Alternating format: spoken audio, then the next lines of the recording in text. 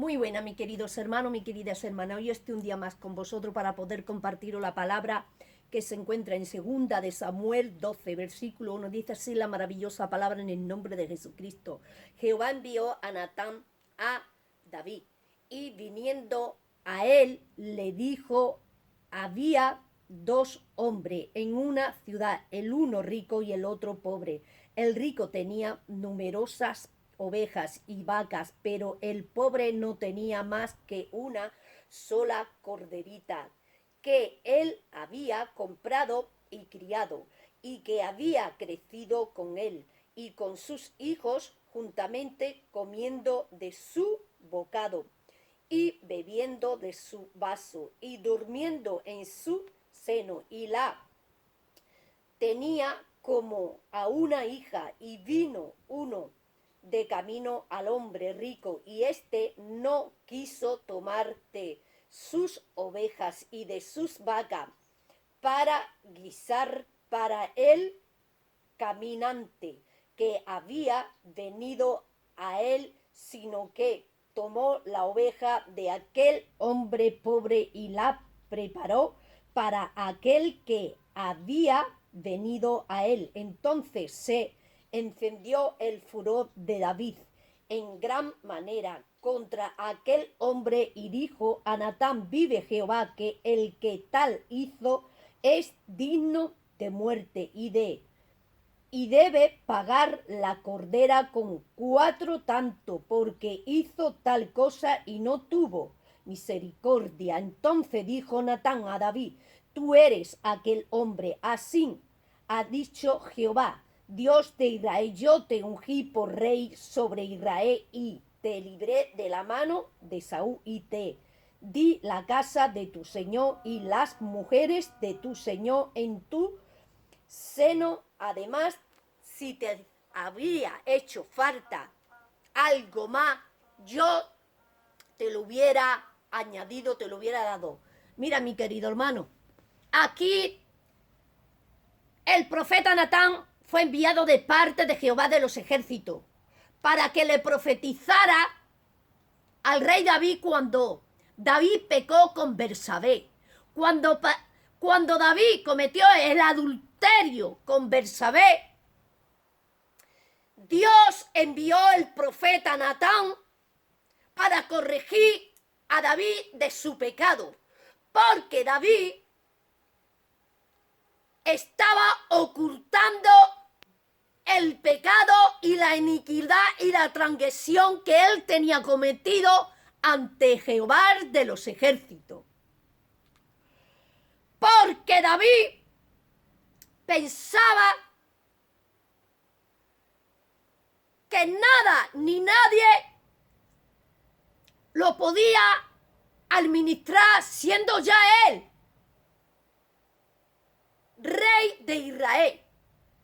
Pero el rey de reyes y el señor de señores es Jehová de los ejércitos, y él quita reyes y él pone reyes, y él le da y le quita a quien él quiere. Jehová de los ejércitos mandó a Natán, al profeta Natán, a David, y le dijo que él hizo un gran pecado de quitarle la mujer a Uría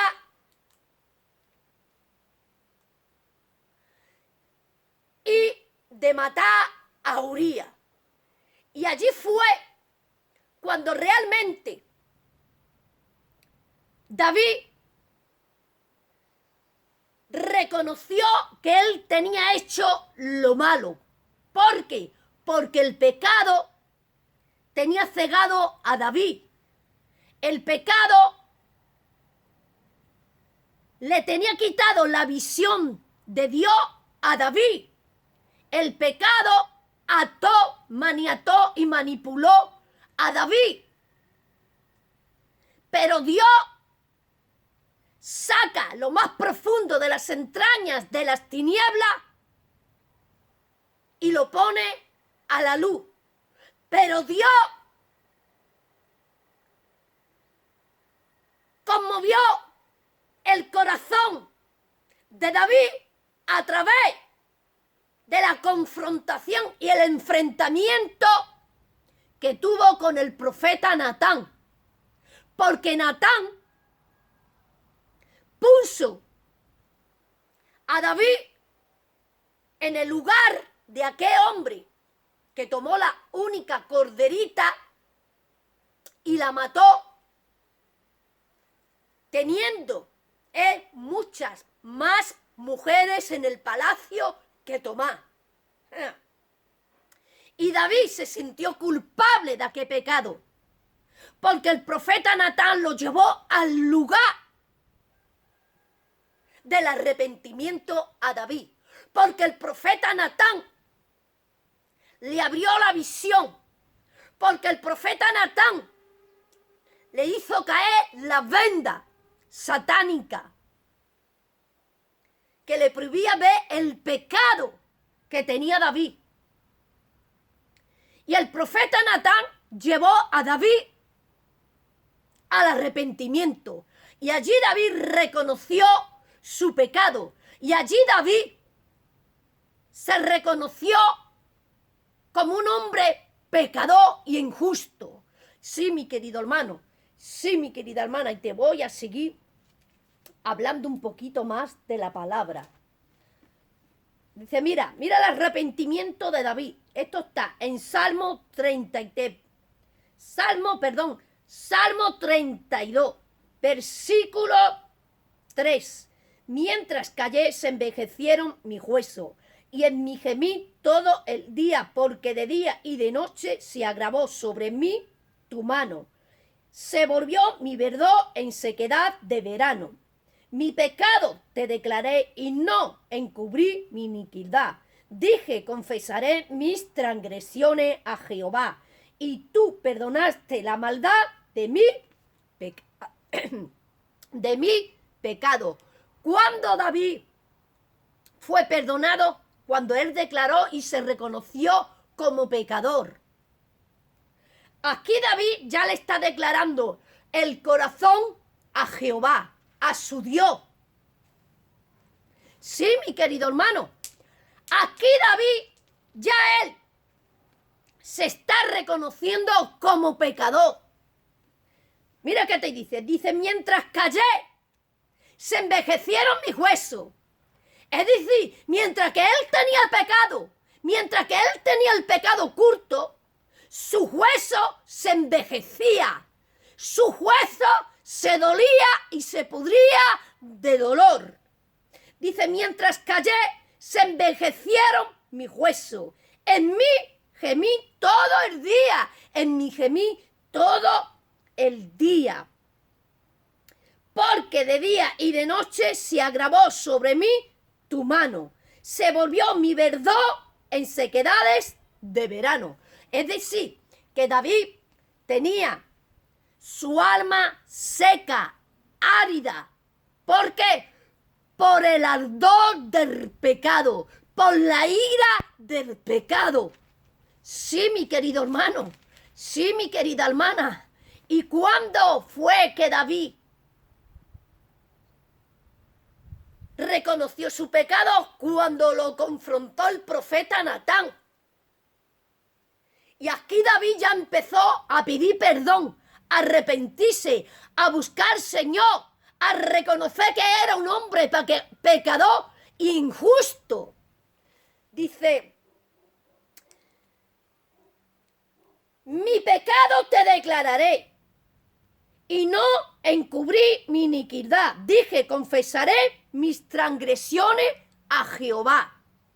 Dijo David, confesaré mis transgresiones a Jehová.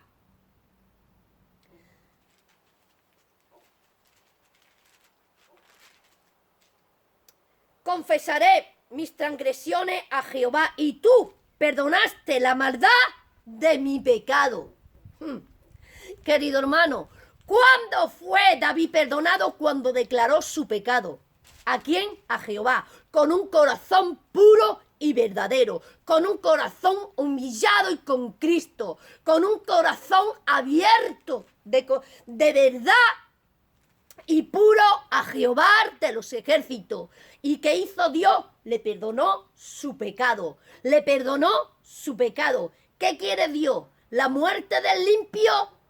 No. Dios lo que quiere es que se arrepienta y vuelva y reconozca su error. El Señor no pide la muerte del pecador, sino que el pecador se arrepienta y reconozca su pecado y vuelva a los caminos del Señor, humillado y arrepentido. Sí, mi querido hermano, sí, eso es lo que quiere Jehová de los ejércitos. Jehová no quiere la muerte del limpio. Jehová quiere que cuando el limpio, el pecador, cometa pecado de adulterio, o muy grande que sea el pecado, por muy grande que sea, que siempre que se arrepienta de corazón y que reconozca que él ha hecho lo malo ante los ojos de Dios y que vuelva a los caminos del Señor, arrepentido y humillado, como hizo David. Sí, como hizo David. Dice, mi pecado te declaré y no encubrí mi iniquidad. Dije, confesaré mis transgresiones a Jehová y tú perdonaste la maldad de mi pecado. Sí, mi querido hermano, eso te está diciendo hoy el Señor, la bendita y hermosa palabra de Jehová de los ejércitos. Proverbio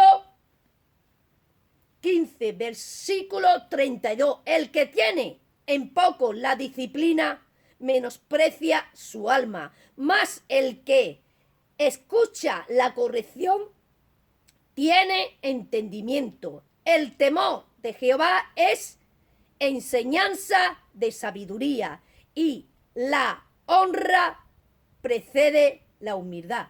Mira, mi querido hermano, que te dice aquí en el versículo 32. Dice, el que tiene en poco la disciplina menosprecia su alma, mas el que escucha la corrección tiene entendimiento. Es decir, que el hombre necio menosprecia la disciplina que viene de parte de Dios, pero el hombre sabio obedece la disciplina y los mandamientos del Señor. ¿Para qué?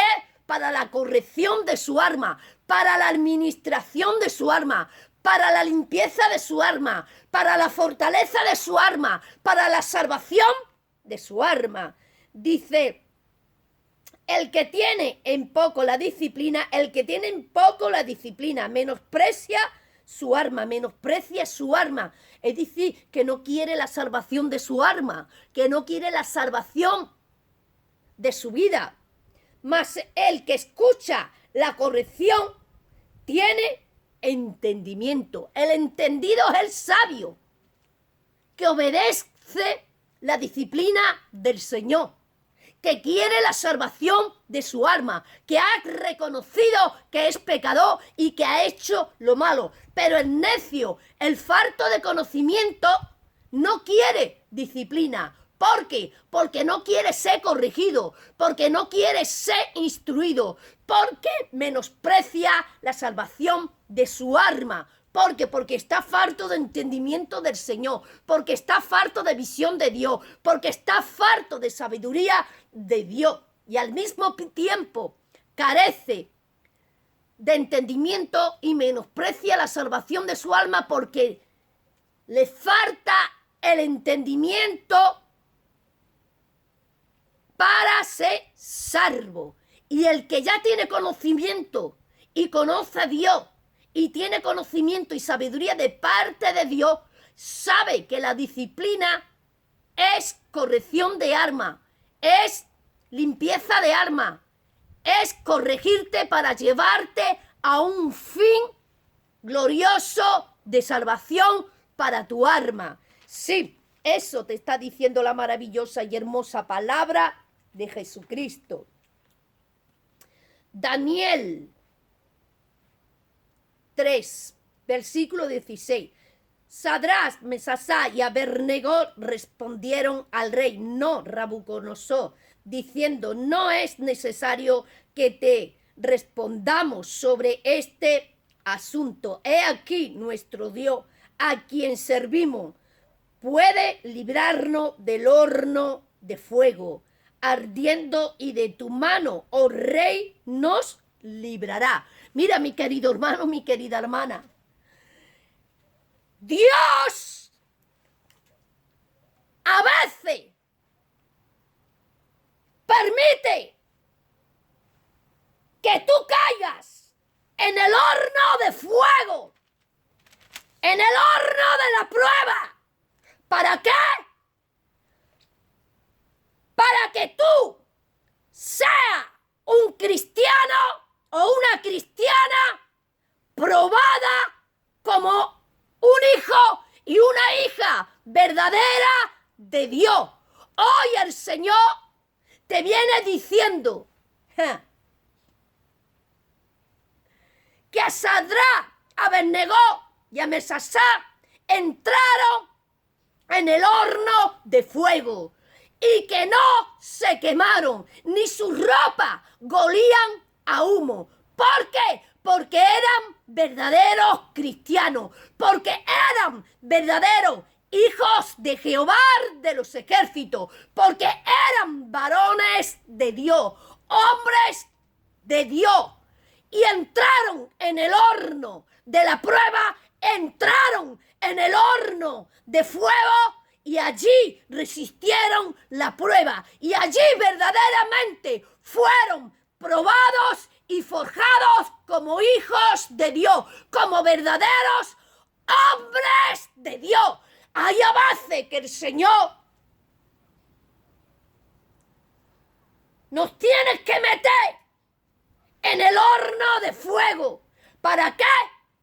Para probarnos, a ver si realmente somos o no somos hijos e hijas de Dios. Y cuando tú caes, cometes un error grave, como David, Dios te tienes que meter de nuevo en el horno. ¿Para qué?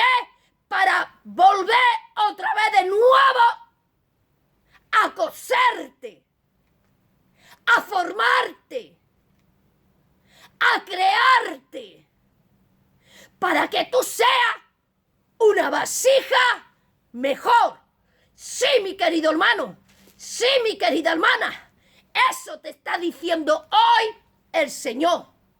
Pastor Juan Carlos Arrigan está pasando por el horno de fuego, porque Dios te está forjando de nuevo, porque Dios te está formando de nuevo, porque Dios te está pasando por la prueba del horno de fuego, porque Dios te está probando para ver si tú eres un hombre de Dios, para ver lo que tú das y lo que tú tienes de parte de Dios. Y los que pasan por la prueba del horno de fuego son aquellos varones y mujeres verdaderas de parte de Dios, los que superan la prueba del horno de fuego y no se queman y no arden y no huelen a humo. Sí, mi querido hermano, sí, mi querida hermana, eso te dice hoy el Señor, que los que pasan la prueba del fuego son los verdaderos hijos y hijas de Dios. Sí, mi querido hermano, sí, mi querida hermana, a David le aconteció muchísimos hechos. Sus hijos pecaron, sus hijos mataron, sus hijos violaron, porque David cometió esos graves pecados. Eso era la prueba de fuego que David pasó. David tuvo que pasar por el horno de fuego. David tuvo que pasar por la prueba de fuego. Sí, mi querido hermano, sí, mi querida hermana, se le murió un hijo por el adulterio que cometió con Bersabé. Su hijo violó a su hija. Su hijo mató a su hermano. Todo eso era la prueba de fuego por la que tuvo que pasar David. ¿Para qué? Para mostrarle que el único que tiene el poder y el único que puede matar y dar vida es Jehová. Y el único que manda es Jehová. Que Dios aquí en la tierra es único y el hombre aquí en la tierra es como un gusano. Sí, porque el hombre por sí mismo solo no se puede salvar, porque en el hombre ni en la mujer no hay salvación.